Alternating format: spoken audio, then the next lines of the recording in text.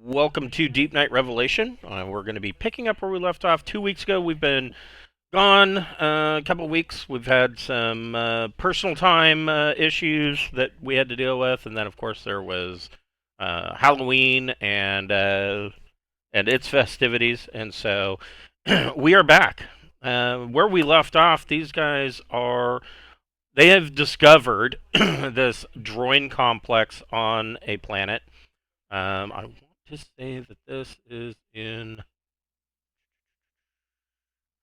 Zeta 2.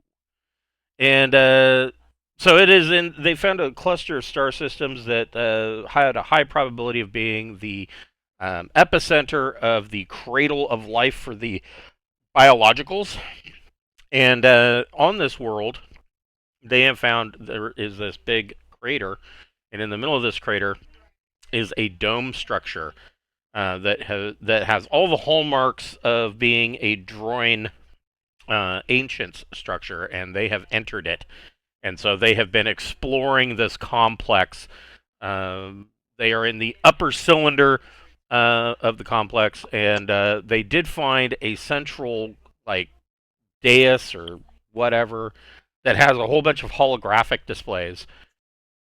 And the key part about this complex is that any biological life, really any plant life at all, that touches this thing dies, like immediately, withers and dies. It is highly toxic to the biologicals and plant life, and they have discovered that entering through airlocks and whatnot, that a fine mist of tiny metallic particles is sprayed as part of their decontamination process, and it is effective. It kills any biological matter or plant life that is attached to you or your suit. And so they are in the process of trying to search this place, but it looks pretty sterile. Like it is not only clean, but cleaned out. Like there's not a whole lot here. And so that's where we will be picking up.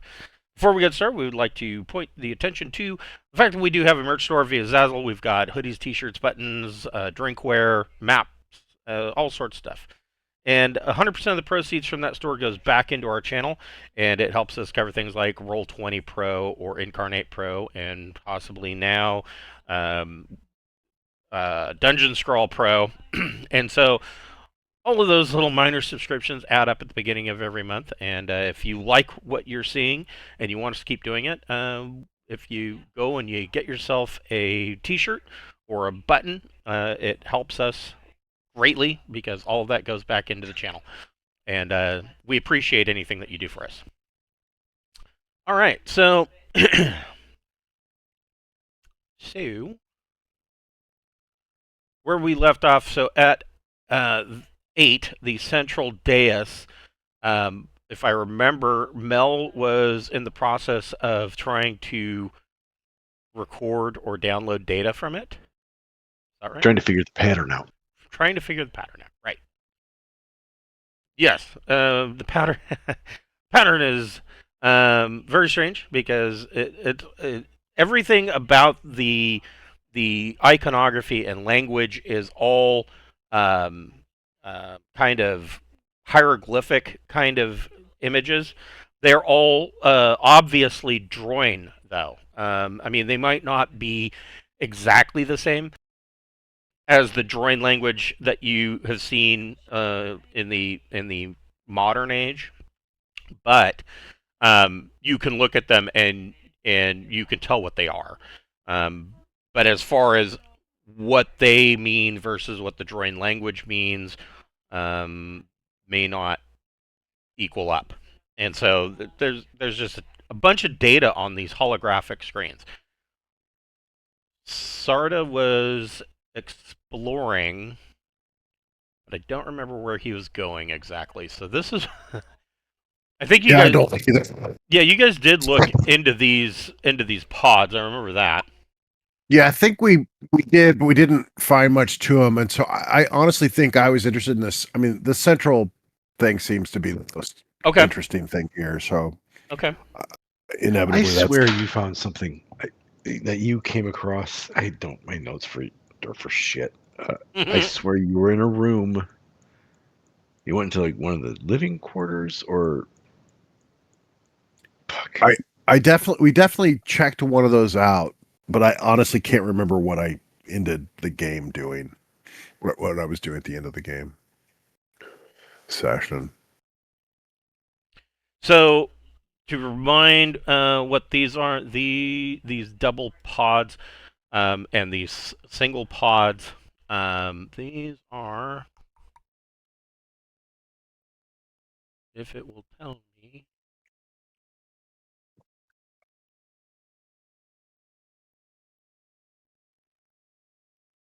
So the best description that can be described for these are work pods.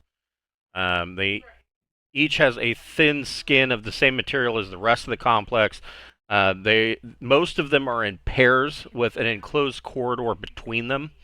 That's kind of a zigzagging maze kind of thing. The central corridor, there's a door at each side, or an opening at each side, and then it just kind of does an S. On one side is an entrance to a work pod, like here, and then there's opposite side. There's an entrance to a work pod, and on each of these, one of the things that you found was there was a food dispenser that just pumped out a big orange marshmallowy type cube, and it is determined that basically this thing, you can feed any kind of biological matter into one port and it will turn it into this. It's very similar to like a survival still.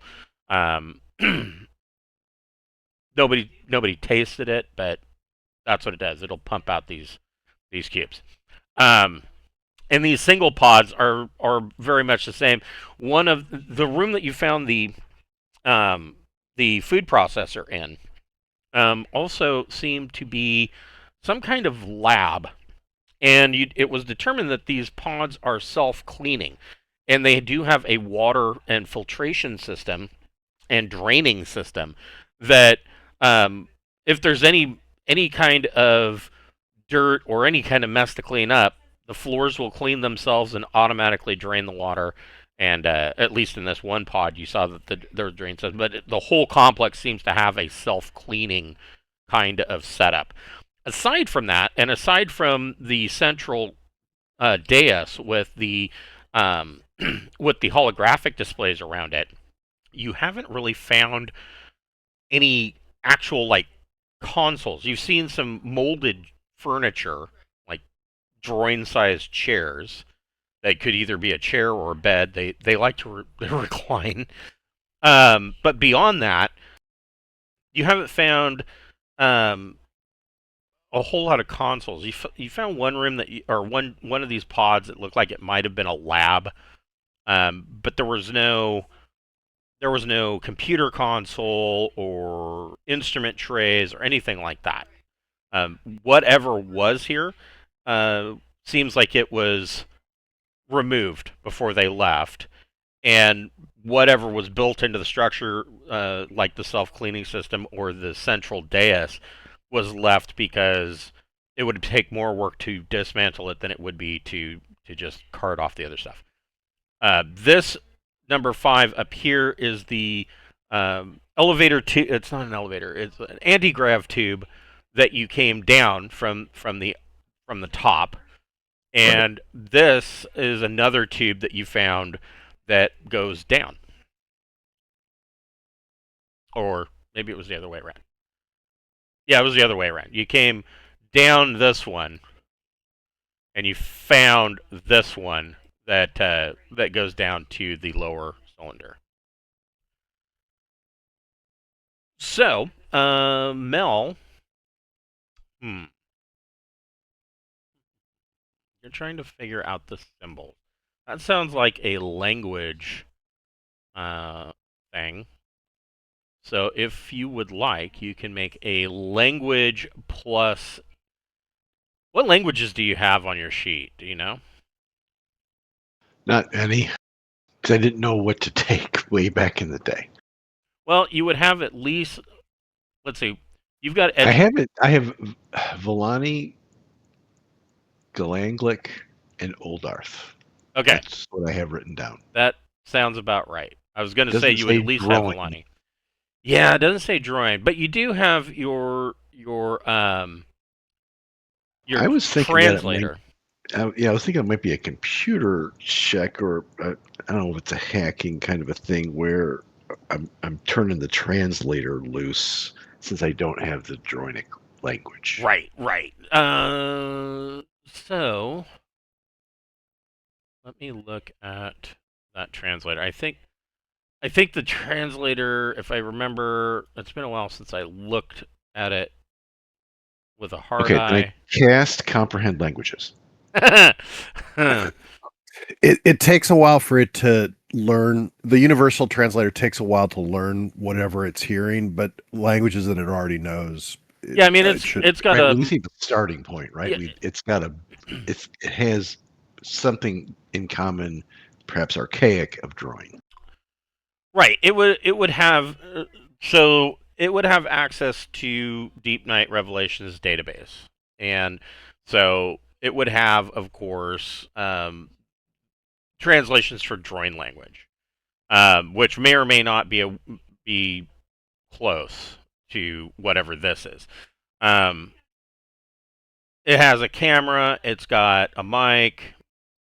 As far as like skill checks, though, they just kind of left this up as hand wavium, and it's a suitcase sized box, but you can set it down and it will transmit to your mobile comm that you guys have. All of you have a smartwatch mobile comm that is issued to all personnel of Deep Night Revelation, and so I think this says.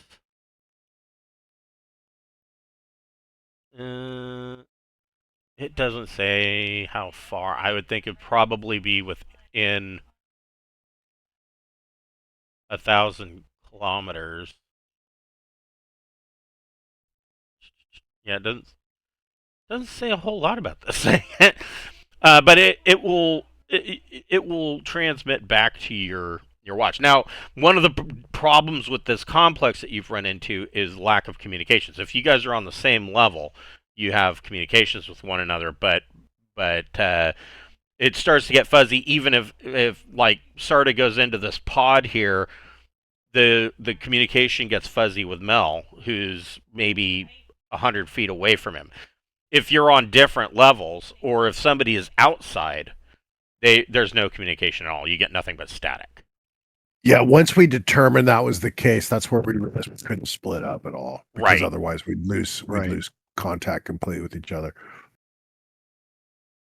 But theoretically, we have this metal or whatever it is. This doesn't solve our problem. But it's the bigger problem, right? So this doesn't solve the try to crack this code problem.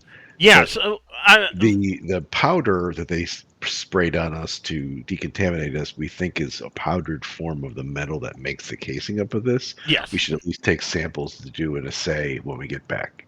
Yeah, and I think you guys had already done that because I remember the conversation coming up. I'm like, well, you don't really have to go too far as collecting samples of this stuff because it's all over the outside of your suits now.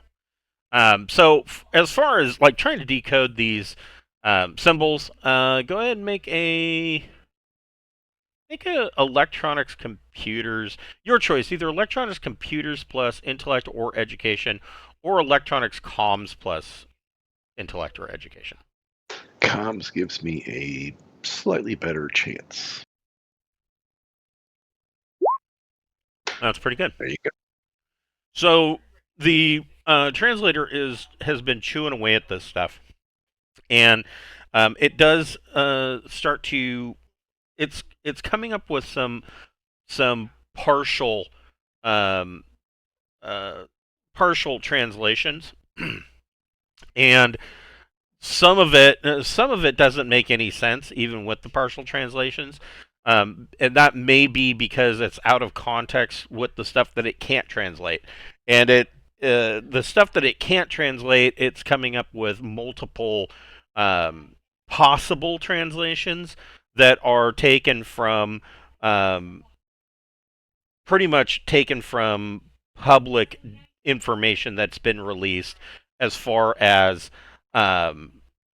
ancient sites that were found and televised in charted space. Um, the reality of that is that not a whole lot of pertinent information has been released to the public, and a lot of that stuff you've discovered is more or less classified. All right. Mostly because of the ancients having like a tech level, six solid tech level 16 plus. Um, Actually, it's probably much higher than 16, but um, basically the military imperial military is worried that somebody's going to go in and blow up a star or something, trying to figure out an ancient Rubik's cube. So what this thing is spitting out is that it is showing um, you're able to glean a couple pieces of information. The first thing is one of the first displays is basically a perimeter security type display, and it is essentially reading that the structure, the external structure above ground, is within tolerances and is nominal, and it is monitoring that there's basically a dead zone around the complex, and is basically reading that the complex or the counter agent is working as intended.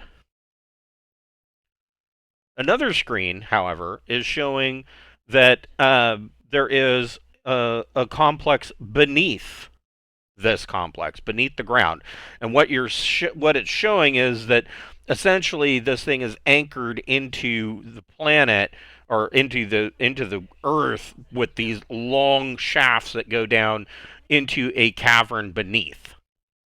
And according to what this display is showing, is that is also presently nominal. It is displaying that the cavern beneath is partially filled with water.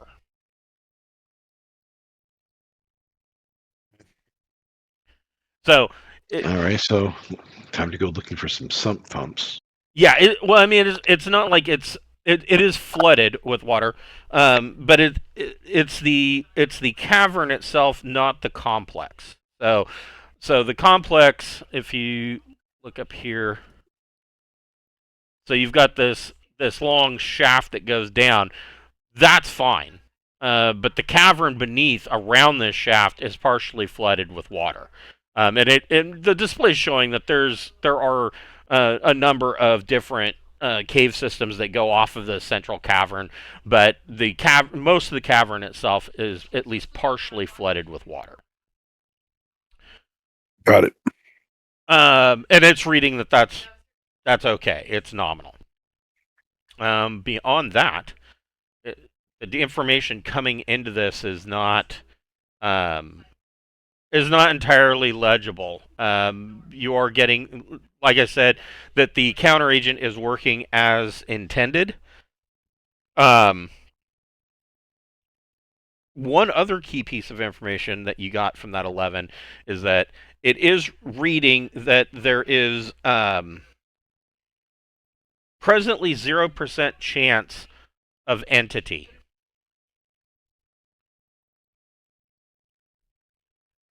Which makes sense. This isn't the same. This isn't the same type of plant creature.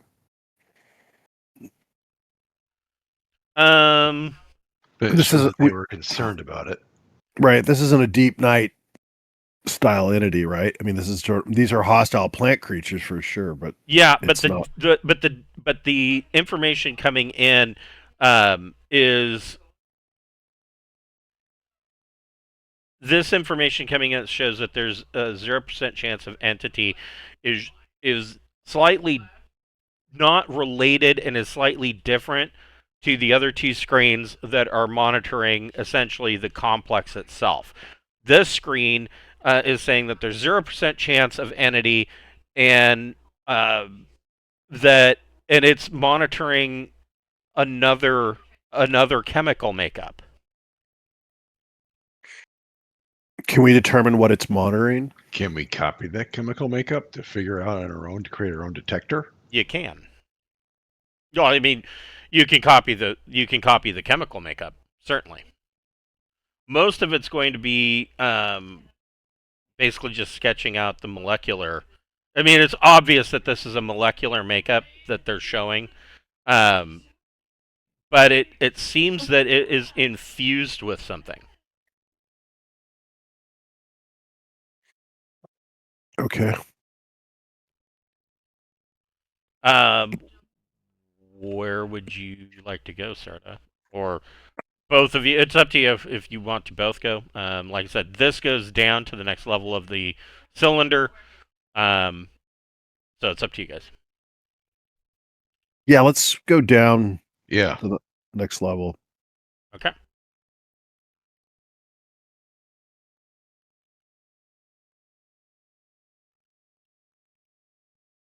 So,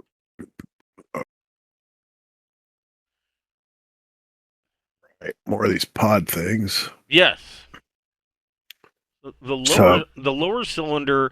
Again, there is this basically just a shaft that goes down. And when you step into the shaft, it just gently floats you down to the floor. And on this level, it looks vaguely like the level above it. Um, these it says it can be. Oh, I know what it's talking about. So this connection between the upper cylinder and this cylinder, um, it seems like it must have been high traffic because there's two of these tubes, as opposed to just the one everywhere else, or the one that you came down originally. And this whole chamber is lit, but you can't tell where the light is actually coming from. It's just there. Like it might be emanating from behind the walls themselves, but you see no actual source. It's just lit. It's a little disconcerting. It's like the ultimate incandescent lighting. And there are what appear to be, and you can see in these initial pods that there are large pieces of machinery here.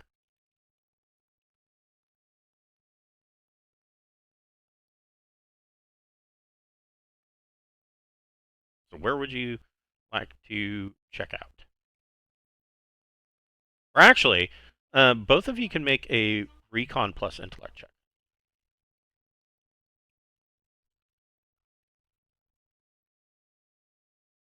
I don't see shit.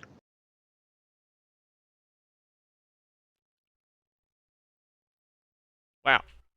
Yeah, so you can see that there are and not like these double pods here have these large pieces of machinery, but as to what they actually do, it's hard to determine.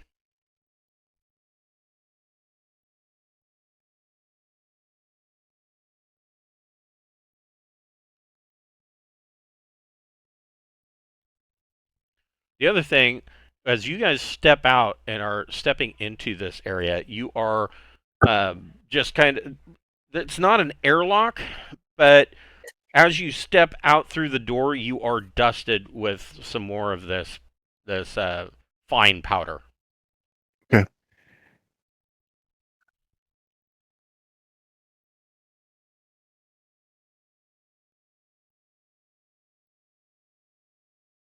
And other than that, it looks very similar to the upper level, but you don't see a central dais here.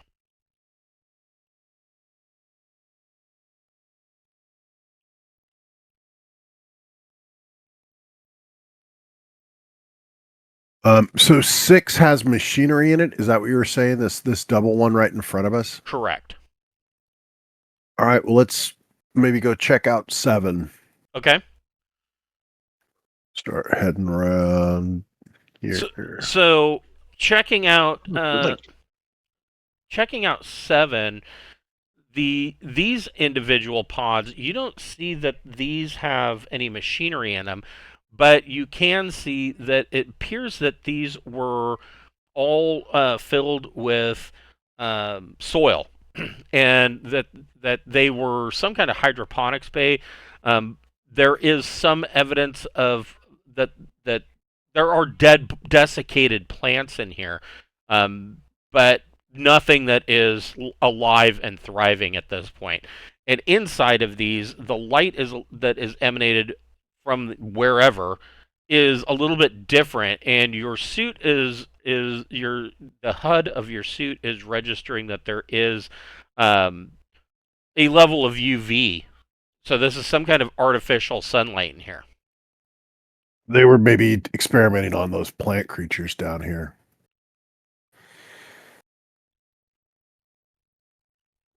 Um,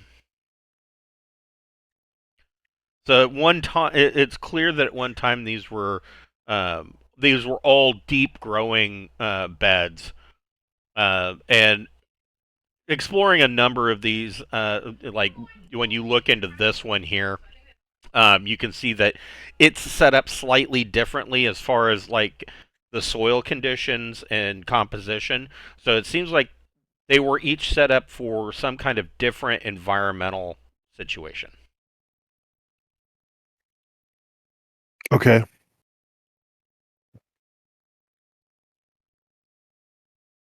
Both of you can make a investigate plus intellect check.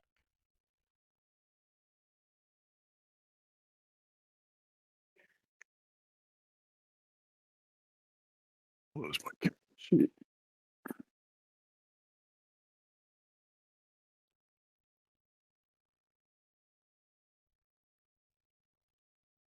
Nice. Excellent. Both of you did well. So, both of you come up with a similar. So, the soil in these different pods appears to be slightly different, maybe from different regions of this world, for instance.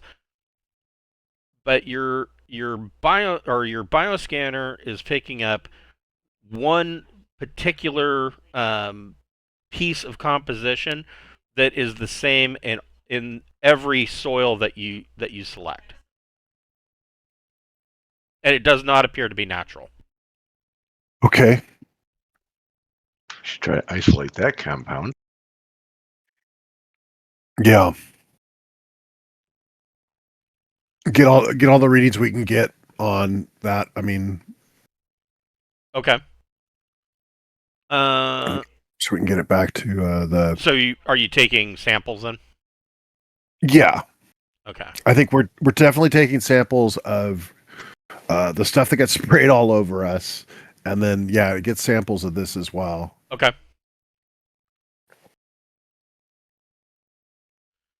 So pretty much you spend, I don't know, you could spend the next 5 hours going through here, collecting different samples, and it seems that all of the plant life and like I said, you can find desiccated remains of plant life.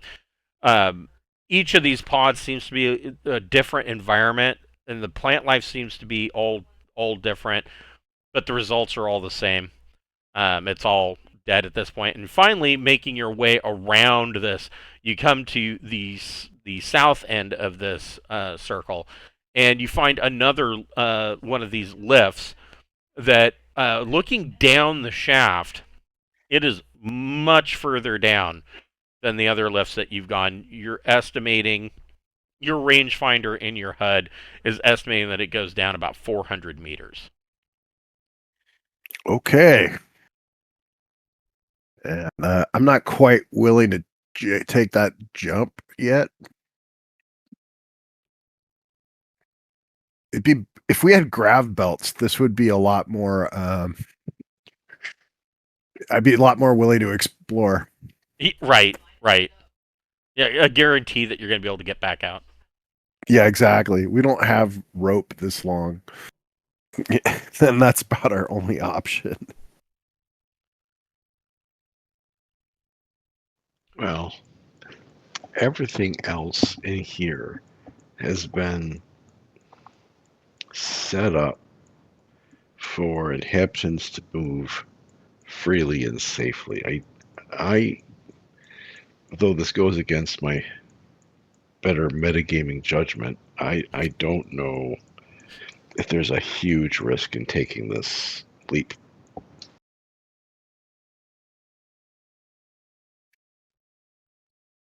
Yeah, I mean, it's getting back that I'm a little more nervous about.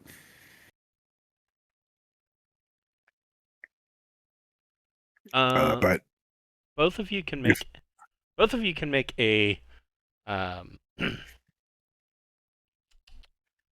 an electronics comms plus intellect or education check.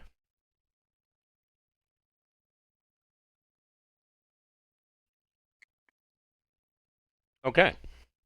So Sarda, your comms, your helmet registers a very brief blip in frequency, like it almost grabbed an external signal from something outside the complex.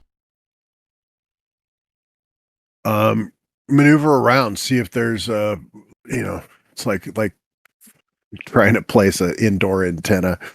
See It if we can find a sweet spot that it maybe seems like the closer you get to this shaft, there's like a bit of a spike, and you're still hearing static, but very faintly it sounds like maybe there's a communication that is almost breaking through. right, we should maybe if we're gonna make that jump, this might be a good time to make the jump. Um, do you do you want me to? Are you? We both go at the same time. No, stay up here.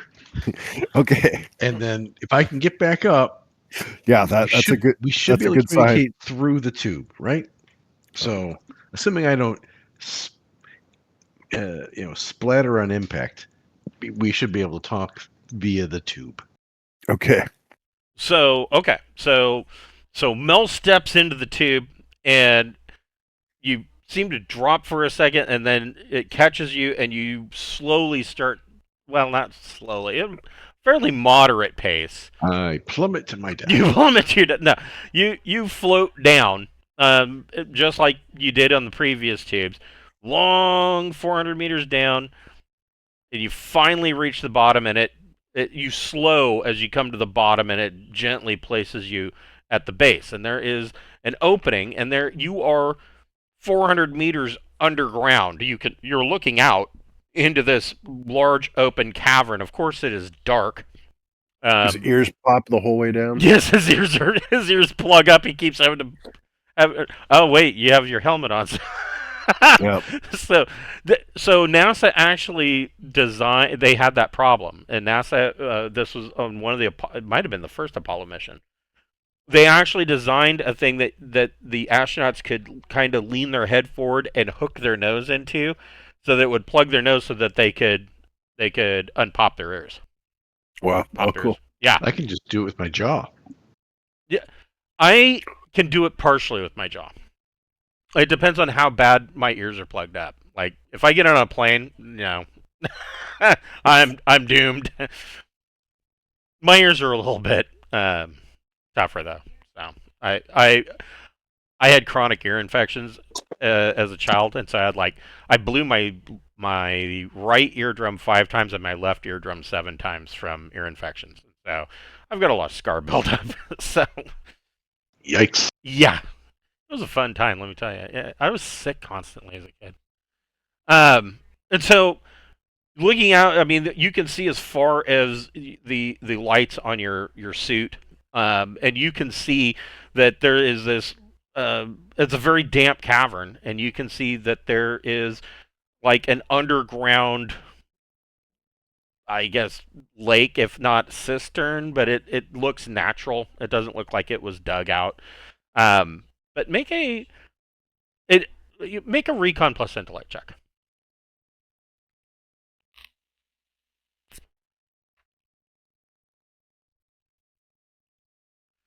So kind of looking at this dark water, and you swear that you see something move in the water. Like you can see the waves kind of move, and but nothing. It's not thrashing around. You just see the waves move, and then all of a sudden you get a static burst, and you start picking up pieces of communication coming from the Deepnight pinnace that you had called in previously. That they are making their way. They're on their final approach to the planet. All right, radio up to them that communications are impossible on the inside of this thing. Okay. Yeah, I mean it's patchy still, but you were at least able to make out that they're on final approach. Yeah, basically let them know that the only reason we're able to communicate is we're in their cistern, the cistern of the place, but that we're going to have to return through the facility. We'll lose contact with them here very shortly. Okay. So yeah, you radio back up. What are you exploring further, Mel, or what are you doing down here? I'm going to step back into the tube to see if we can get out. Yep, it starts to lift you back up. All right. After hard after a long ride, it brings you up to this level, and you just step out completely naturally. All right. Well, do you want to go down, back down, and explore now that we know that it's working? Yes. We're not okay. Let's go. Yeah. So we'll both drop down now. Okay. And explore. Okay. So you both drop down, and when you get down to the bottom, Mel, make another Recon plus Intellect check.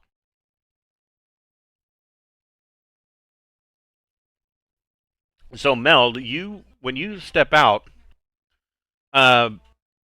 you notice that the water level is considerably lower than it was previously. Like you can see in the sediment of the rocks where your light shines, you can see where the water line was and where it is now. Holy shit. Okay, so it was a sea serpent I saw. Why would that cause the water level to drop? I mean, really thirsty.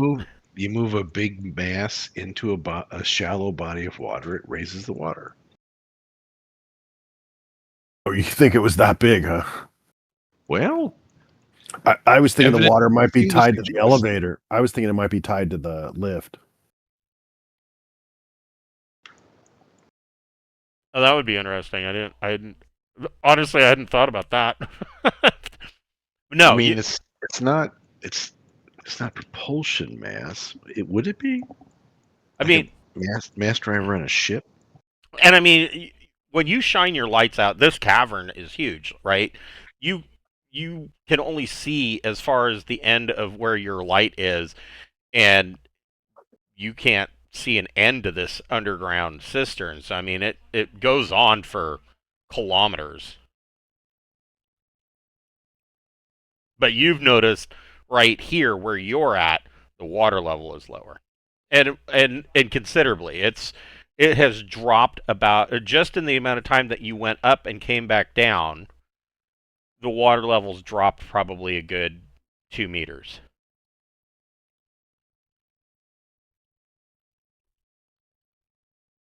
That's either very, very shallow water. That was a very big creature. Well, you want to go back? Let me. Oh, fuck it. Hold on. Let me. I'll do a life sense. Okay. Just to see if there's more than one of these giant serpents around. Yeah, DC 4. So you do a life sense, and you are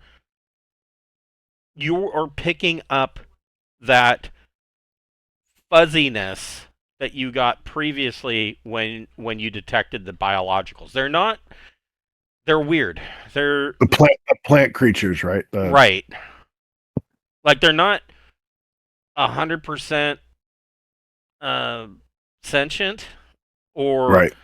Or it's hard to really explain, but they don't show up like, you don't get this brightness that you would with a normal thinking creature, or even an Yeah. animal, these come It's up like like background plant life, but there is a fuzziness to it. And you're seeing this in beneath the water. um yeah, it's yeah. Huh. You're not detecting it in the rest of the cavern yet, but you are So detecting it beneath the waves. okay, so there's some. I'll just say there might be some in the water. I think we should probably get out. uh, uh, yeah, I think some of the hostile plant creatures may be underwater here in the cistern. It's probably a good idea for us to get out. That may not have been a sea serpent. That may have been one of the plant creatures. So I'd say we head out. Is there anything down here that we might need?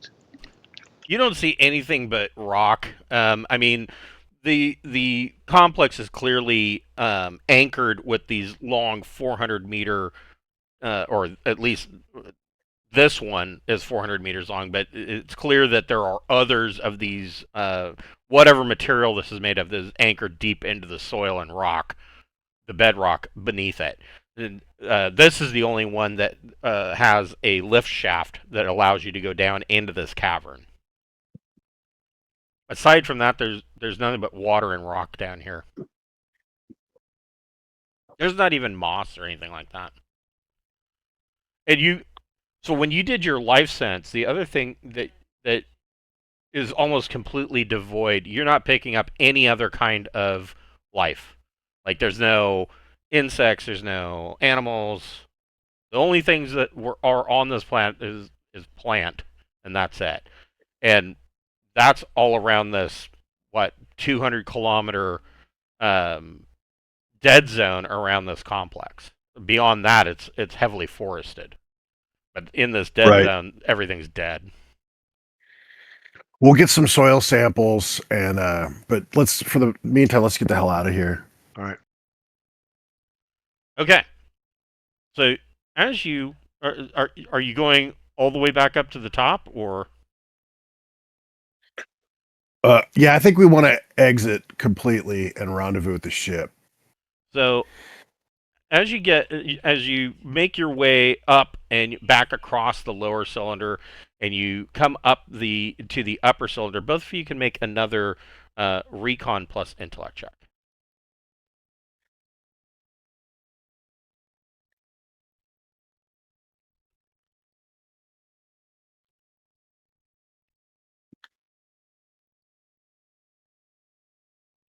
Come on, there we go.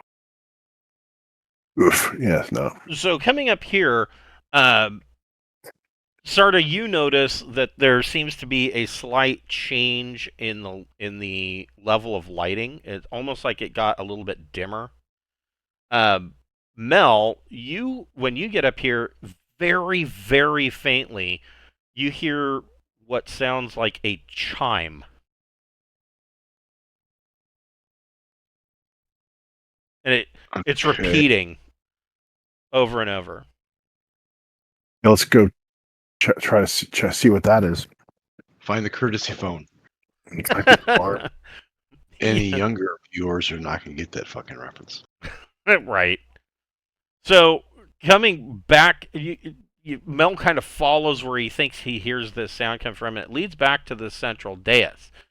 And one of the holographic display that was monitoring the sub level is now kind of outlined in red, and it is the first thing that you notice is it is registering a drop in the water level. I mean, it's the graphic is obvious to you. It's like there's like wavy lines and then a down arrow. Like it's showing that this water level is dropping. Um, you can make a electronics computers plus intellect or education check. Whoever wants to. What kind of computers? What? Electronics computers plus intellect or education.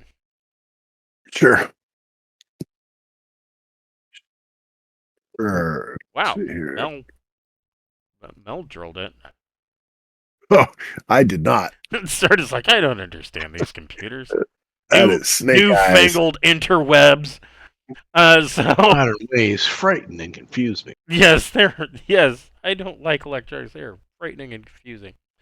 So Mel, you kind of you have figured out that this is a holographic display that is the most that you've been able to figure out is that it seems like it is partially touch or motion controlled.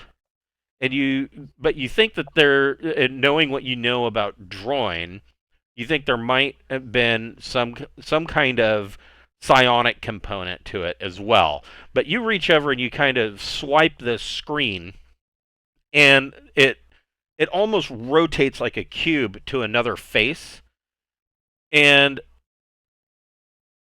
it is showing an active video feed of the cavern that you just came from, and this is what you see coming out of the water. Oh, fuck a duck. And they seem to be coming towards that lift tube.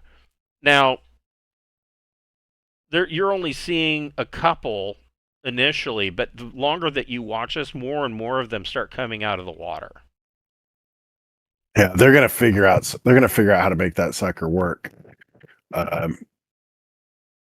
Should we try to dismantle it? I mean, you can try. Pickaxe will do a lot. Well,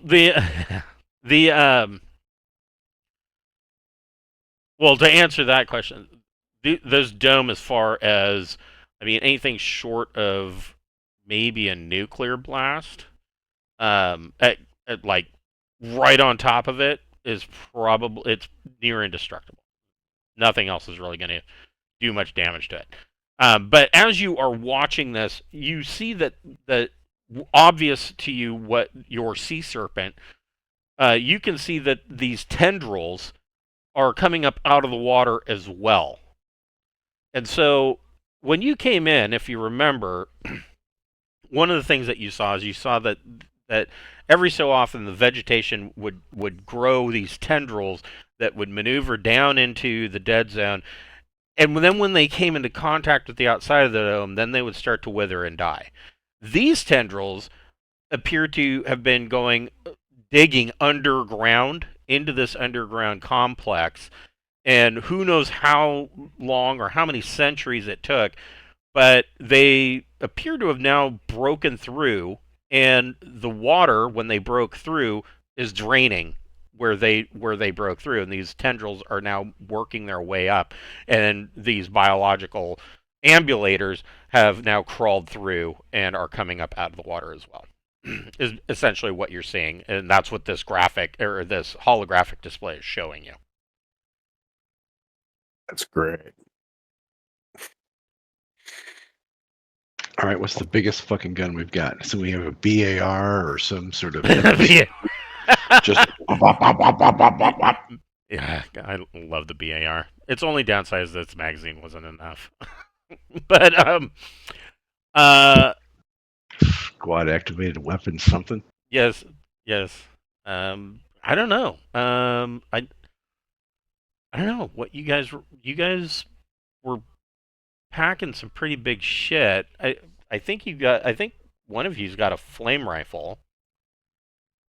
I've got heat rounds. It's hard to head that flame rifle. I think that's about as. I don't know if you guys Yeah. Did you take any grenades or anything, or? None of us have ever been trained in explosives, and so grenades has always seemed to be something that we've been wise to ignore. Yeah, grenades are scary. But I am trained in explosives, and I fucking forgot about it. I spent time to train on it. That's right. Yeah. It's athletics dexterity, I believe, to throw them, which yes. I've got a rank in. We don't have to throw anything, man. It's a 400-foot tube. That's true. Drop it straight down. That's true. But I don't think you guys brought any. Trust me when I say. Going forward, I'm packing explosives. I forgot about this. So DM metagaming, your training in explosives will come in handy in the future. Trust me.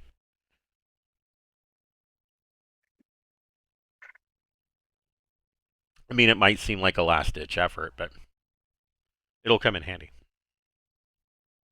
So yeah, you see these things moving their way through. Now, the longer that you watch this, the more and more of these are coming up, and you see them as soon as they step into the tube, they're withering and dying.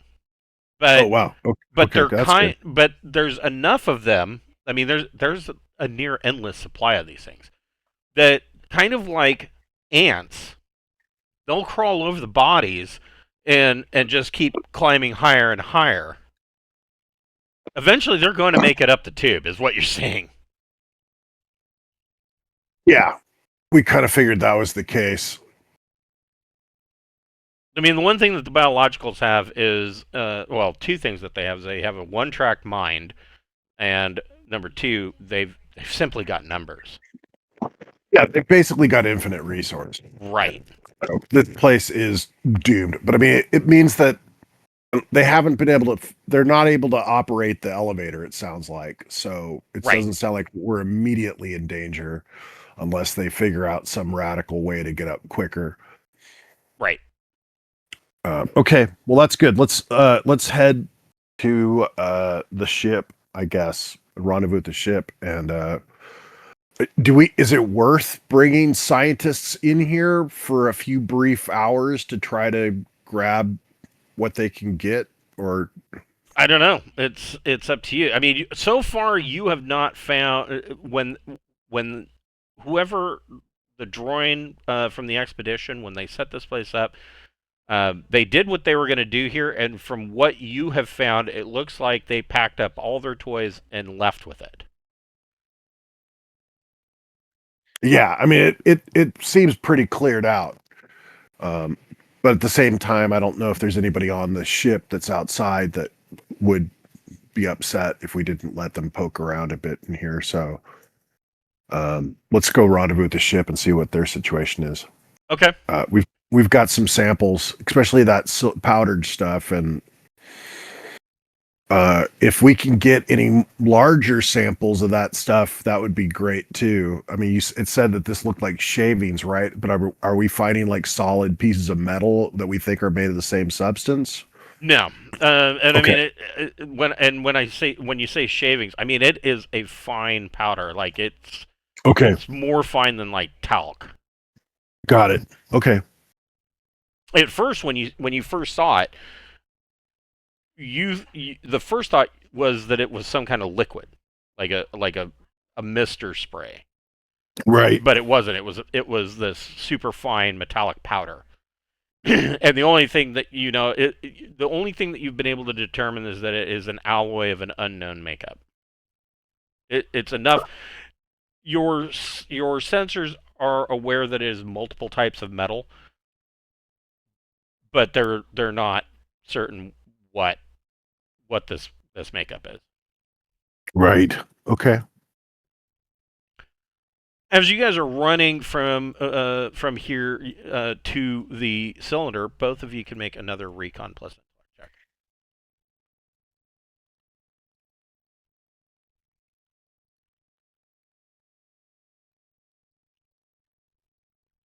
Jesus.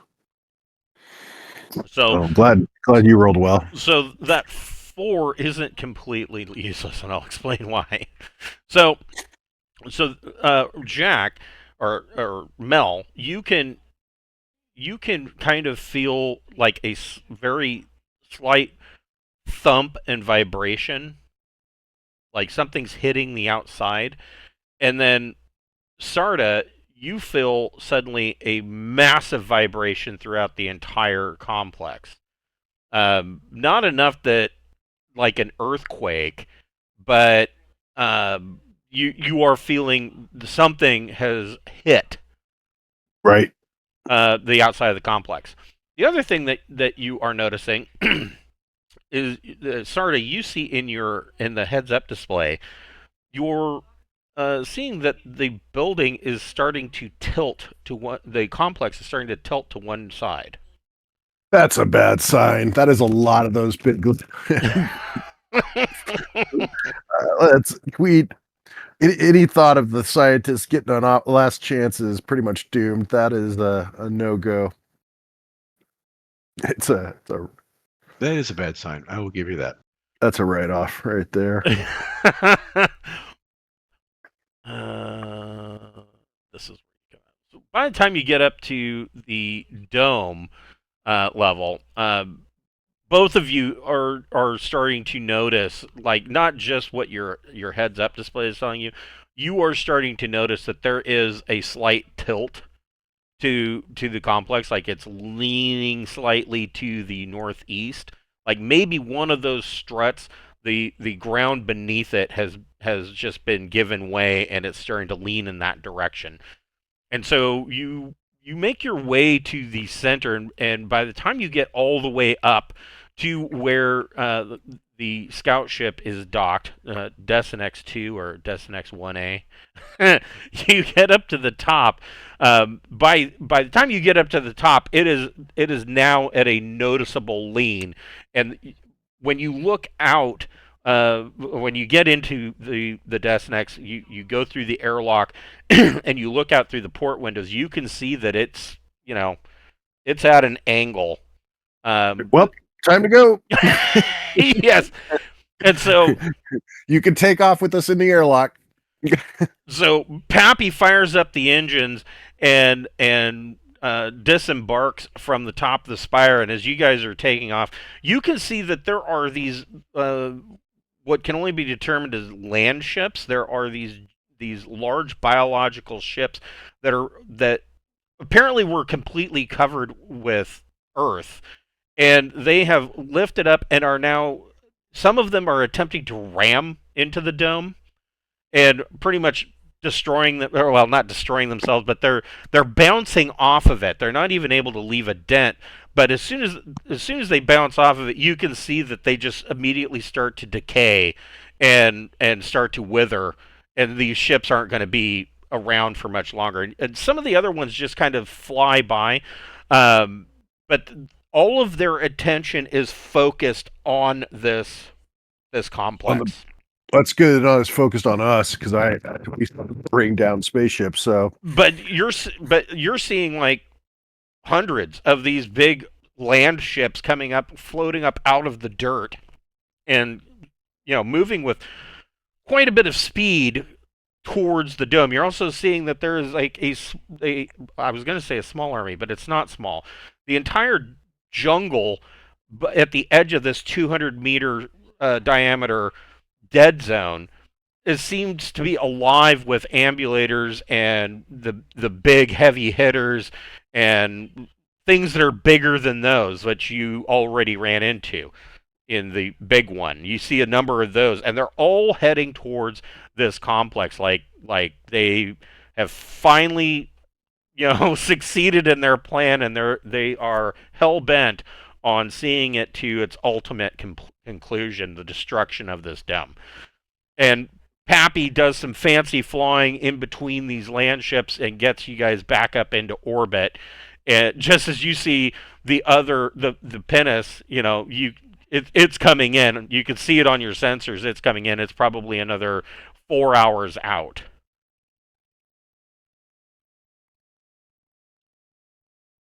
What is your guys' plan? Do you want to just tell them to turn around and go back to? yeah, we'll rendezvous. Yeah, let's rendezvous. We've got to go through the airlock decontamination process to make sure we don't bring any spores in with us. But yeah, let's rendezvous. Let's stay at altitude, and Okay. no need to get close to the planet and risk attack. Okay. So yeah, you kind of rendezvous with them, and you turn around and head back for the gas ant. And if you remember, it was 3 days to get back to rendezvous or back to port at the at Deepnight Revelation. And so you've spent a good 3 days. Both of you can make your choice. If you have science biology, you make a science biology plus intellect or education, or you can make a electronic sensors plus intellect or education. Your choice. That's a no-brainer for me.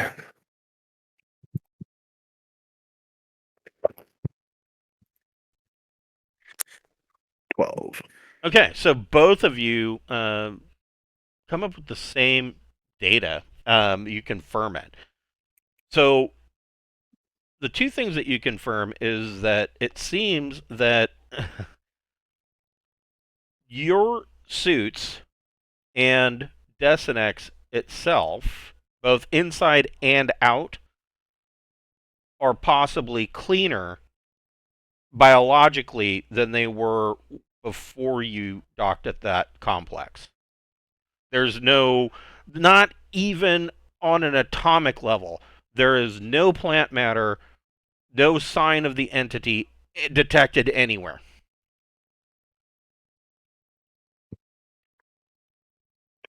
Would have liked to been able to study that a little longer. All right. Well, we've got this powder, so maybe that's something we can replicate once we analyze it. So yeah, it takes you guys a good 3 days to get back to Revelation, and you turn your samples over to the science division, and so you are back up, kind of on the bridge, or one of the briefing rooms, which I forget where the briefing rooms are. Oh, they are number 5. Which I imagine you're probably in one of these briefing rooms. 6. God, this is a big ship.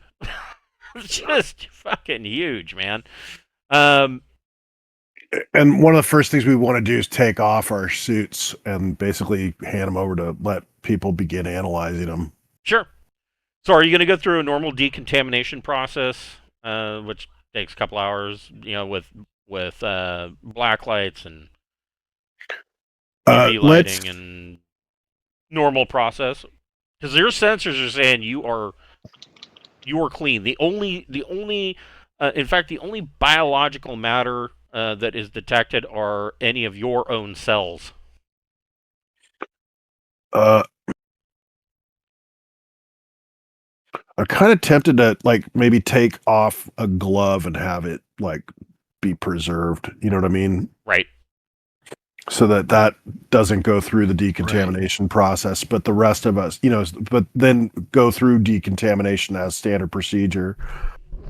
Okay. Or actually, I guess we'll just drop off the samples that we've taken. The powder on the outside of the, we've probably taken samples of that kind of stuff, and put those in a safe. I mean, follow the procedures that I'm sure our scientists have worked up for how to take samples, and basically put them in the box and then go through standard decontamination. Right. Right. So yeah, you go through the normal decon, and you turn over your samples and parts of your suits, and the scientists, you know, they they were the ship that came back with you. Of course, they go through decontamination procedures as well. They are they never set foot on the planet, but standard procedure. They decon. They And honestly, that's why I'm doing this. Is just that the ship crew that we've been traveling with are all fucking idiots. right. And so I don't want to establish any protocol where we can skip decontamination, Right. and so, yeah, so it's like, no, we're going through decontamination, even though everything says we don't need to. I don't want to establish a bad precedent for other idiots on this ship to follow poorly. Yeah, the crew of Revelation, man, all through this entire series, they've just done the. Oh, is there something stupid we could do? Let's do that. Yeah. Well, you gotta figure, who are you going to recruit for a 30-year never see you again mission? you're not sending your best people. That's true. That's true. Yes. Yeah. I mean, couldn't we have gotten at least one Matthew McConaughey? I mean, come on. But, so so no, you go through decon, and the scientists that were on the pinnace are a little bit disappointed for maybe about a minute, But then they start to really go over the data that the summary of the data that you brought back, and now you've got these samples, and so they run off to the science division pods, and immediately get to work, kind of looking this stuff over.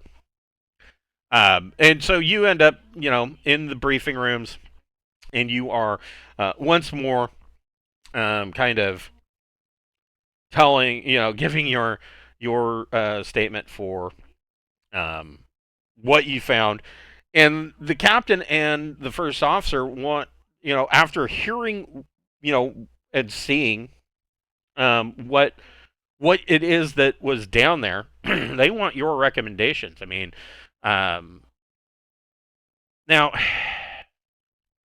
it brings up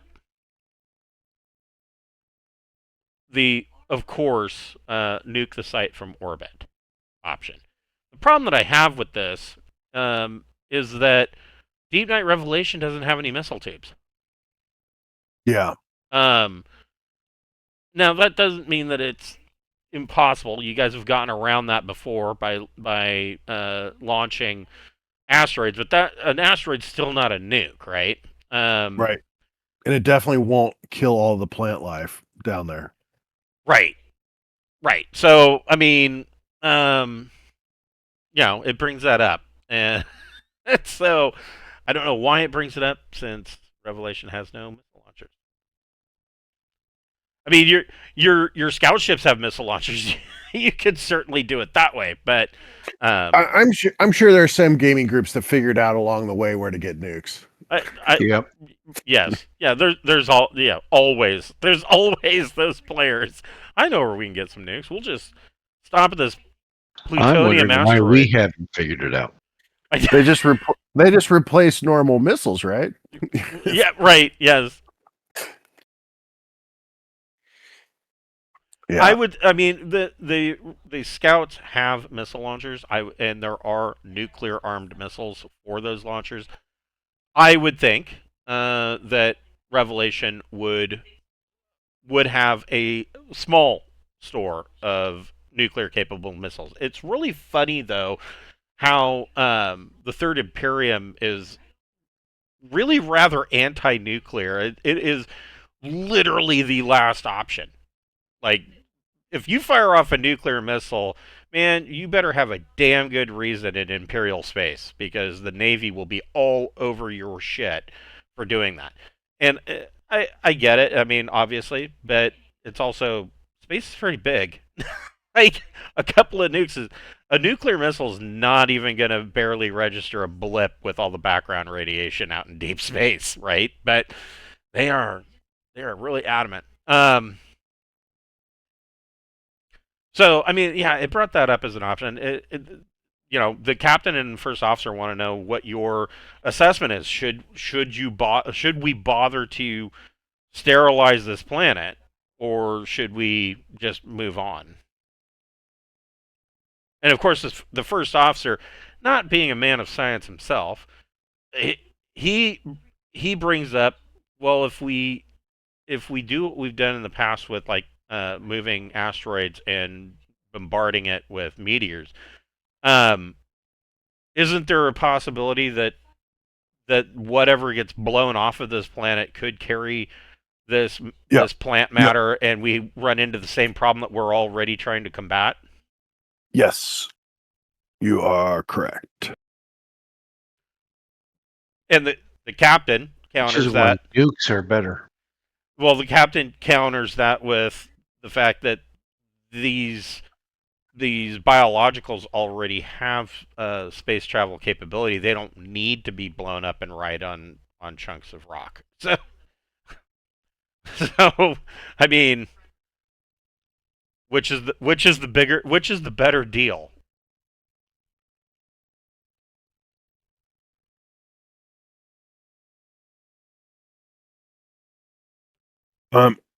It might be good to practice, because we may have to do this in the future. And so why don't we, get our best minds together and figure out the best way to do this? And this is practice for, I don't think we need to do it here and now, but I don't think it'll hurt. And this is a good place to rehearse. So just have a brainstorming session on the best way to accomplish this. I mean, if they're if the goal is to sterilize that area around, um, that complex, and just eradicate the complex itself, a nuke from orbit would like an airburst would do the job. That's what your best minds are coming up with. It's not going to sterilize the entire planet, though. Right. Um, in this amount of time, you do get a call in from the science division, and they have already determined, going over your samples and the recorded data that you have brought back. They've been able to determine that this site, the droid from that expedition, um, purposely created and then adapted. They created the biologicals and then turned around and or proto biologicals at that point, turned around and purposely adapted them with a counter agent as a part of their life process that is, um, basically, it's the first stage counter agent that you guys have developed against the Deepnight entity. So all of these biologicals are basically birthed with the ability to be resistant to the entity. Holy shit. So that means that these things might be the best weapon against the entity. It it seems like that was the direction that the droid were going in, kind of, a biological warfare kind of thing. The problem is that from the analysis of the data, the scientists determined that the whatever this experiment was is incomplete. It's like they started this long-term project, and then shortly before it was, you know, going to yield results for them, they packed up all their shit and left. If I had to guess, I would say that they are creating a containment by populating every single habitable world with these types of plant-like entities that resist the deep night so that the deep night can't spread. That'd be my guess, is that that was the intent, was make it so that there's no viable planets for the deep night entity to get towards droid space. You do that by populating a whole bunch of these savage plant worlds that are going to mess up the deep night when it arrives. The other piece of information that they can determine from the recorded data is that not only was the experiment never completed, but the biologicals, they can tell that the droid were experimenting with the same, or not necessarily the same. They're the same creatures, but the biologicals themselves seem to have evolved in multiple directions after the droid left and abandoned the experiment.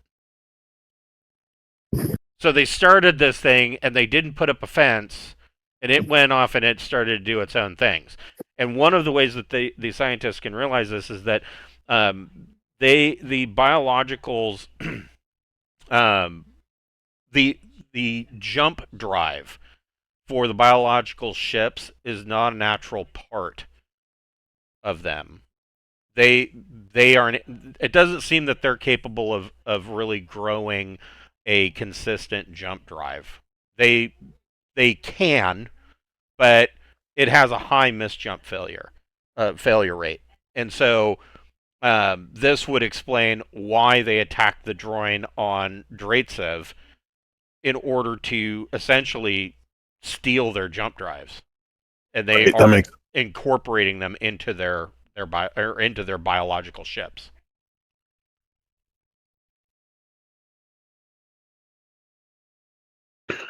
so the droid created a bad problem that's almost not Almost, quite as bad as the Deep Night, but it's yeah, still yeah, pretty bad. yeah. They went out to fight a monster, and in turn accidentally created a monster as part of their solution. But it does make sense that if they genetically modified these plant creatures, they're probably um, more prone to genetic drift because you want to have something that's easy to genetically manipulate, and Right. so makes sense that they might be easily able to mutate and create other options because of the fact that they're former experiments themselves.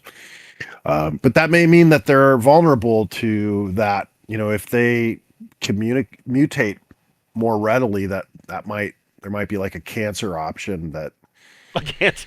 Yes, we'll just give the could. deep night entity cancer, and Well, that'll or solve no, everything. I'm not talking about the deep night. These biologics, the plant like biologics, if they are mutating and creating all these specialized roles, it may mean that they're able, they're more prone to mutation, and so maybe that's an option to Right. take them out, give them a lot of cancer.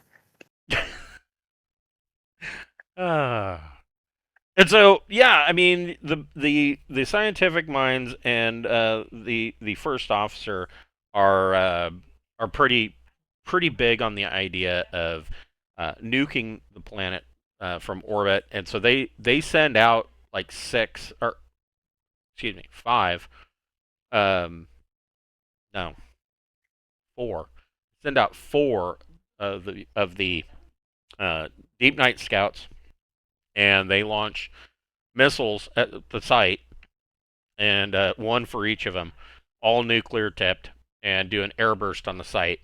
And that, if you remember, when you were initially in the system, there was a number of bioships that were around the solar system, usually at the outer edge of the solar system. That seems to get their attention, and they all start to turn to come back, but they're not fast, and so it's going to take them days, if not weeks, to get back to the main world. But they have utterly obliterated the site where that droid complex was. And so these four scout ships come back. Um, this whole thing takes better part of 4 days, and they dock, and the Revelation is ready to move on. The captain says, "We need to get on with our mission." Yep. One way or the other, and even if we were able to destroy the entire planet, um, that's not going to stop the biologicals that are already out there. So, um, Do we want to leave 4 known ships floating around? well, no, there's the four were the scout ships, your guys' scout ships that have missile launchers on them that went, and so they've come back and docked with Revelation, and the ship is now ready to continue on its way and make a jump. Yeah. If there's anything else that you have an idea of, now's the time before they jump. The only other thing I could think of is trying to identify what that power is so that we could possibly recreate it. So they are the science division is in the process of continuing to basically examine it. So far, it is resisting all of their attempts to determine what exactly this alloy is, or how it came about. One of the things about Ancient's technology, which the droid of that expedition are most certainly considered Ancients, as opposed to the droid that you adopted. They and this has to do with their higher tech level, but they were able to manufacture certain alloys and metals that simply don't exist today.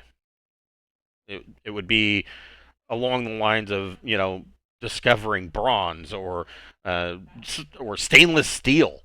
you know, they have these different types of metals and alloys that either have not been discovered by technology at tech level 15 or may not even exist yet. So, or have the capabilities of even making them. If you remember, I mean, it is postulated that the ancients were so powerful that they could move entire star systems. They could move a Right. star, and so some of these alloys, it's very possible they were forged in the heart of a star, or something along those lines. Which sounds completely fantastic, but is not beyond the capability of what the ancients were possibly able to do. And so, um, the scientists are continuing to look at this powder, um, but they don't sound very hopeful that they're going to have a whole lot of an answer as to Well, what this shit is. we have we have the dirt samples, but we also have some molecular formulae for potentially what this metal is. Right, and they have determined that the formula that you copied down seems to coincide with whatever is in the soil, and so they're kind of focusing their attention on the soil, and they're continuing to run tests on the powder, but they seem less than hopeful that they're really going to get an answer for it. But since they have the formula for whatever is the common element that is found in the soil samples, they feel that that's really where they're going to make most of their gains. Anyways, once the nuking has commenced and is concluded, Revelation continues on its journey and goes ahead and jumps. You guys can add a week to your study period.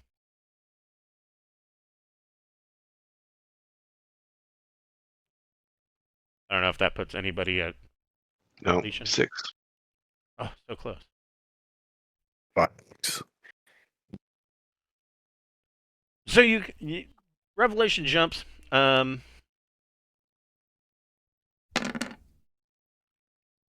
Mm.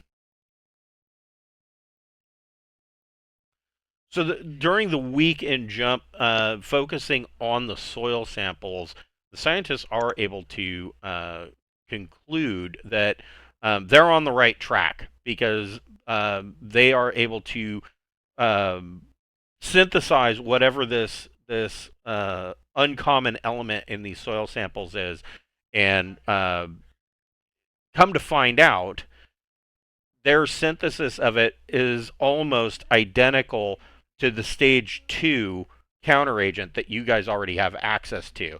And so they're going to continue experimenting with this stuff. And they have a strong feeling that it is probably going to lead them to a stronger counteragent. Um, which could be, if you wanted the Agent Orange before, for at least that would be what you would get from a stage 3 counteragent, because it would be able to uh, basically be dropped down and it would kill Deepnight entity on contact, is what similar along the lines with what this dome was doing to the biologicals. And so that's what they're really hoping, and they're focusing their efforts on that. But beyond that, that week is really one of scientific discovery. The droid leader during this week, the droid leader approaches you and um, is interested in knowing what you may have found. He's of course heard the scuttlebutt throughout the ship about a droid structure. The the thing about the droid that you got from Draitserv that you rescued is that they really have very little historical knowledge about the ancients. Their language hasn't changed, at all in 300,000 years. The droid language hasn't changed, and they still speak the same language, which is odd, and nobody has an answer as to how that is. But at the same time, they don't have the they basically tell their histories through stories, and they don't have the same stories about where they came from that Droin and Charted Space do, and so they've heard a little bit from some of the Droin on the ship, and they've the leader of leaders is coming to you and you guys and wanting to know, you know, what you found and how does this pertain to us, kind of situation. Well, basically explain what we've kind of deduced from that the droid possibly working with the ancients um, created these plant-like creatures. We believe to keep the Deep Night entity away from droid space. You populate enough planets with an aggressive plant-like creature that is immune or resistant to the Deep Night entity, and the Deep Night entity can't get a foothold and won't be able to spread. And unfortunately, it looks as if the plant creatures have figured out a way to leave their planets. They require the drives of other ships, but they are now getting those drives, and they may be intelligent enough or cunning enough to get more as they, you know, and so they could become a real threat. Um, and it they definitely, we want to make sure that droid and humans and anyone else who's living in the area are safe from these creatures. So the leader of leaders kind of kind of soaks this all in, and I mean it's hard to tell with facial expressions with drawing. They always seem to have the same thoughtful or lizard insect. I mean, they're weird kind of, facial expression. Um, but you've been around the few droid crew members that you have on the ship, that are more, of course, acclimated to humans. But he seems, he nods, and whatever facial expression that he has seems to be one that he is pondering everything that you're telling him, and so he then wants to know, he requests whether or not it is okay for him and his or for him to have one of his technicians access your database and learn all that he can about the ancients and whatever histories they've got in your database. He wants to know if he's authorized to do that. This is where I don't give a shit, but I'm sure there may be people who are more Federation based who would absolutely freak out about giving access to these people. So, I mean, I'll definitely sign off on it, but do I need to run that up the flagpole? I mean, do I think it's going to? You shouldn't have to. I mean, all right, yeah, I'll grant him access. I mean, he's a part of your crew, but separate. Yep. How that whole thing was set up is that his people answer to him. So, but at the same time, they're still a part of Deep Night's crew, and so overall, everybody has access to the database. So Okay. I don't think that there would be a problem with you saying, yeah, just go ahead.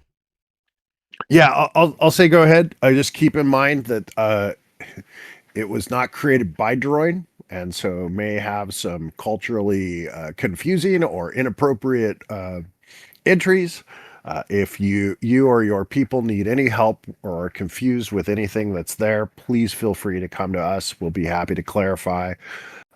Because you're reading about your own people as written by some strangers that have no clue really how your people lives, and so I am sure that it is full of all sorts of inaccuracies, and Well, so and most of the droid don't even know what it was like.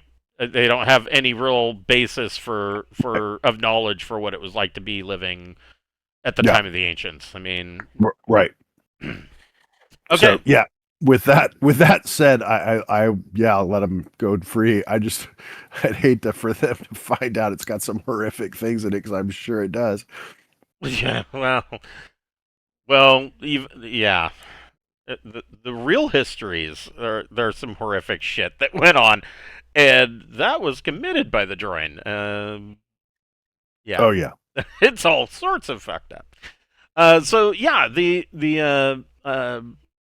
revelation continues on, and comes out of Jump. Uh, the system that they selected is next on their itinerary, or not really itinerary. It's on their way. It's a very good spot to refuel. Most of this system is made up of nothing but gas giants, mostly small gas giants. There's one large, and there are a number of terrestrial worlds. And so they do their, of course, initial scans. And what is this? This is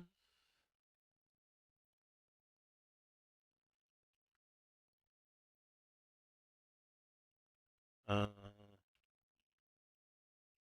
did how did that? Huh. Anyways, I guess it doesn't matter. But they do their initial scans, and they come up with that they're, like I said, they pick this small gas giant inner system to refuel at because of its proximity to the most interesting world is Primary 2. And this planet is by no means a pleasant world, but it is capable of supporting life. And there are taiga forests at the middle latitudes. Um, Regions closer to the equator seem to have a rather temperate ecosystem. It is kind of, for this particular star, it is kind of at the edge of what can be considered the Goldilocks zone. And so it's a little cold. Ice coverage and glaciers are extensive, and this has caused an increased albedo that further locks the world into pretty much a perpetual winter. At sea level near the equator, it's pretty much possible to operate outdoors with nothing more than a thick coat. The atmosphere is Earth-like, oxygen and nitrogen being the primary keys. Anything higher than sea level or anywhere else, you're going to want more like Arctic gear. But the planet is very interesting. There are several species of animal that are in the the least cold regions, and probes that have been launched from the initial scans of the system show that these are creatures that have pretty much all of them seem to have a large kind of barrel-like body, high in fat in order to retain body heat, and they have a long neck that allows them to eat the tops, the more nutritious tops of these trees in the forests. So the initial scans come back, and everybody's excited. We can hunt here, and we can gather, and we can replenish food sources, which you guys haven't actually done for a little while. Yeah, we've had too many hostile planets, so let's Right. really confirm that there's no giant plant creatures waiting underground. So yeah, you guys are on the bridge, kind of getting all of this information coming in, And you can both roll a recon plus intellect check.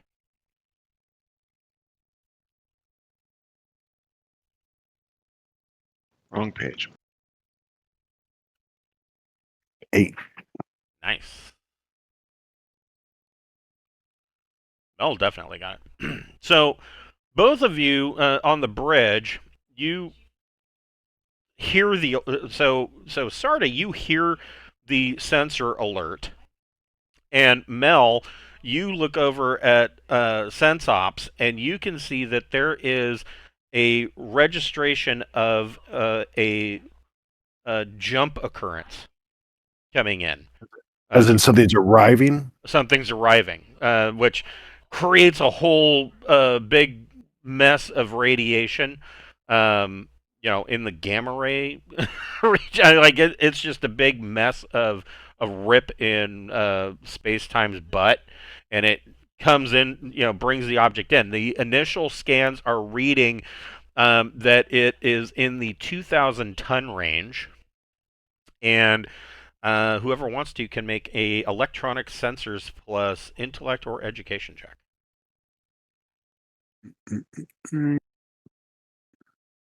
Oof, I'm rolling poor. That still gets it. So you scan out, and this jump came in about 145 diameters from primary 2, the world that you've been looking at, that could support life. Now, this is a little weird because normally a jump emergence is going to be usually within 101 to 110 diameters. This one Right. came in at 145 and was facing the wrong direction, and you're seeing that this roughly 2,000 ton vessel, after it takes probably a good 30 minutes, and then starts to change course and point towards the planet. The computer is initially coming back that there is a 62% probability that this is a Tenzig-class exploration ship, which is a common design to the Soleimani Confederation and a few operators outside of the Confederation's borders. Um, we've seen the plant creatures, ships, and they, in terms of like electronics, in terms of, can we confirm that this is a normal ship versus one of those plant ships with some jump drives, or no, if we're too far away, or? It's quite a ways away. I mean, Okay. this map is obviously. This is a good solar system representation, but the distance from here to here is a lot. Okay. Yeah. So the computer's coming back that there's a 62% chance that this is a Soleimani Confederation ship. Now, for anybody who's not aware, the Soleimani Confederation once held Earth as its capital, and there was a war. At one time, I want to say it was the Second Imperium. I believe that's the right one. Um, the rule of man. So the Third Imperium is once again Villani controlled, the sensible Villani who know what the fuck they're doing. But at one time, the rule of man, the Soleimani Confederation had kind of won out in their wars against the Villani, and took over. And the other thing that the rule of man was known for was, what did they call it? It was, so it was the rule of man, but it was also known. Oh man, I kind of wish I'd written that down because it is fucking great. It was also known as the Ramshackle Empire.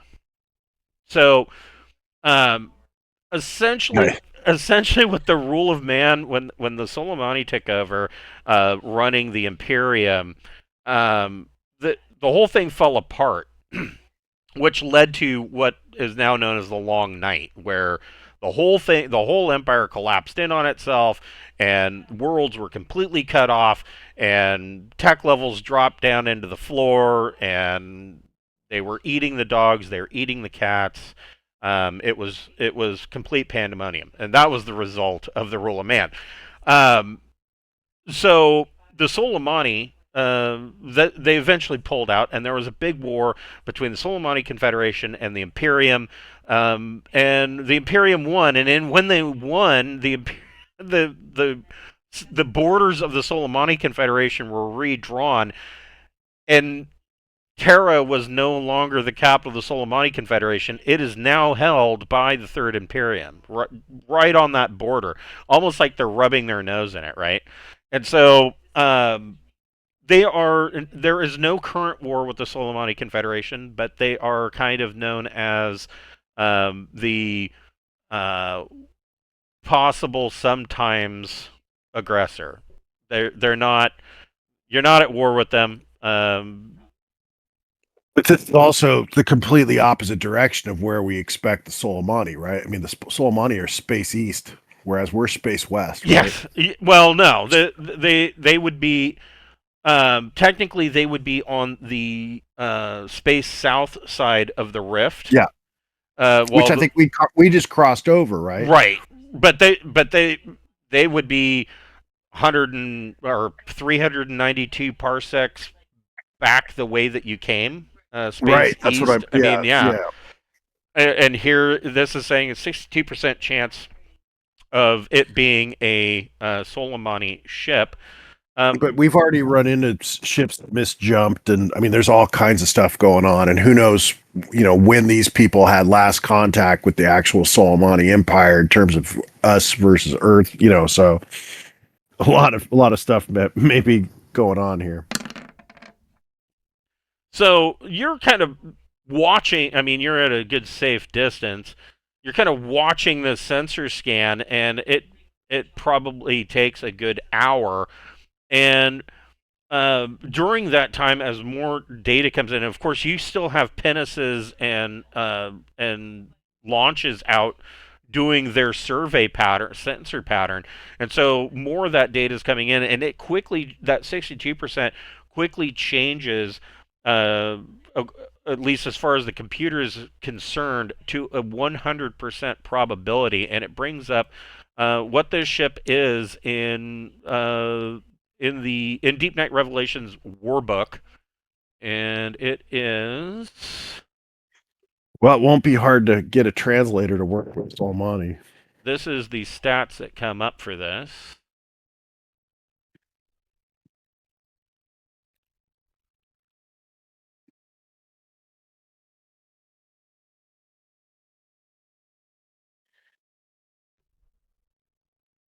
And the other thing is, it is not pinging an IFF. It's not. Its transponder is not pinging anything. Now that's not. I mean, in charted space, that's a little weird, and puts the hair on back of everybody's neck goes on end, because um, ships that aren't transmitting an IFF are more than likely going to be a pirate. Yeah. But out here in deep space, that's not really that unusual. Um, and eventually, as this comes in, you Deep Night Revelation receives a coded interrogative. It's not a broadcast. It is a coded message that basically, when decoded, it is, and this is a standard code throughout charted space, that simply says what ship. There's no communication broadcast or anything. This is the only communication that you get from them. It is just a coded request as to what ship are you. I will just respond with we are deep night. What's the Deep Night Exploration? Is that the Deep Night Revelation? Yes. We're Deep Night Revelation of the Federation of the Imperium. Okay. So there's another slight delay, probably about 15 minutes, and then you receive a hail from this Okay. ship. Let's see. Let's see. So you receive a video communication, and coming up on the hologram, you see a older woman. She's wearing the typical black uniform of the Soleimani Navy. However, you both notice that, and they wear a cap as part of their uniform, kind of like the Imperial officer's uniform from Star Wars. Her cap is not black like the rest of her uniform. Her cap is light gray. Okay. And I will allow both of you to make, um, if you have either tactics navy or I need to look at it. Whoop, that's wrong. I clicked the wrong button. I need to look at No tactics. no tactics. I should probably study that. Well, out here, yeah, I mean, it could still come in handy.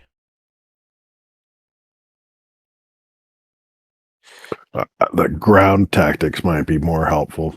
Yeah, true. Da, da, da, da. There we go. What is the other one? I know there's another skill that would apply. So tactics, navy, or if you've got leadership, you can make either a tactics navy plus intellect, or you can make a leadership plus intellect roll.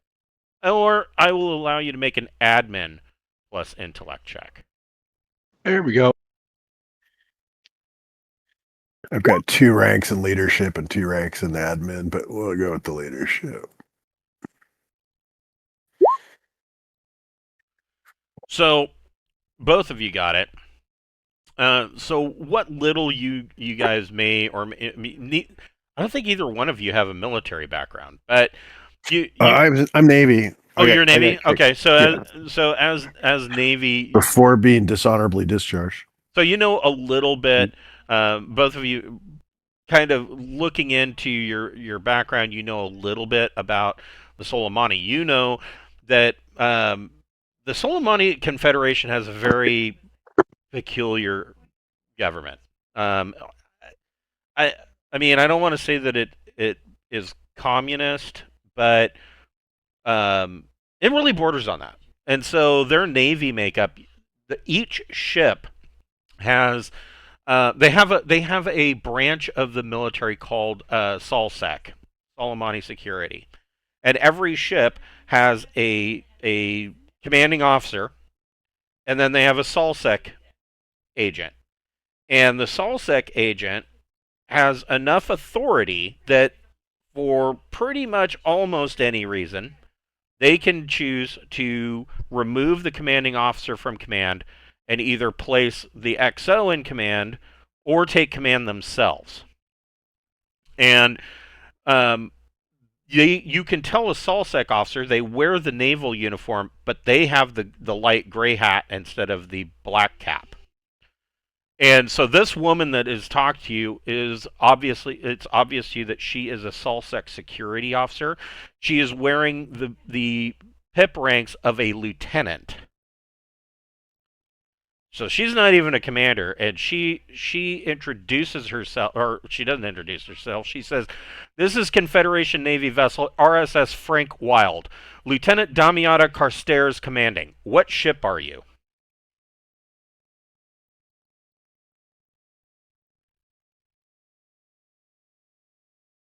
You're muted. Carstairs is all of a sudden ringing a bell, but that may be something completely unrelated. Yeah, respond back, giving the name of the ship and our I'll give the name of the ship, and then I'll say and outriding and out scout ships, just sort of and scout ships. Okay. Deepnight Revelation and scout ships, and then basically our situation out of Imperium. I don't know how it would be officially. I mean, we're not an Imperium ship. We're out of the Imperium. I mean, is there a corporation? I don't know what. Yeah, I mean, what you the you would typical. be an exploration ship. Obviously, this is an Imperial ship. I mean, it was an Imperial warship before it was rechristened and modified. But in And, air and I'll quotes, and I'll modified. and I'll basically say we're on a 20-year long distance exploration journey, and we are traveling through. She kind of now the other thing that you see, like the background, you can tell that this is she's on a very neat and very clean ship. You see that by the door to the bridge, there are two officers that are armed with sidearms. Nobody else on the bridge has holstered weapons. But you can see that it looks like a very clean, very tight-run crew. Now, having armed guards on the bridge, you're not sure if that's normal or if maybe they decided to put on a show before calling. That's a Well, possibility as well. I will say, do you need assistance? It seems unusual for a Solsac lieutenant to be. You don't think it's unusual for a commissar to be in charge? Right? Yes. She says she responds. She tells you that that the RSS Frank Wild is also an exploration ship. That they are part of an exploration group of other ships. But she very directly and point blank tells you that she will not divulge the number or the Oh, makeup of the other ships. And you don't see any other ships that have emerged from Jump. She's the only one. The Frank right. Wild is the only one. That's fine. I mean, there may be others that come off the planet, for all we know. I mean, so yeah, that's. Whoever would No, like no, to can make a electronics comms plus intellect or education check. that's my weakest one. That's probably your Holy best. balls! Mel blasted it. God. So embedded in the holographic communication that's coming from the Frank Wild, Mel, you pick up that buried in the general emissions is a transmission that is using typical Third Imperium naval communications protocol, and it is buried in the transmission. It is hidden. And the message comes out as a plain, simple text message. And it says, Captain confined, political officer in command, situation unstable, will cooperate if you assist. Oh my. And I think that's where we'll Hey, break for this week on that little cliffhanger. this was certainly not what I would have ever guessed would happen next. Right? Yes. Yes.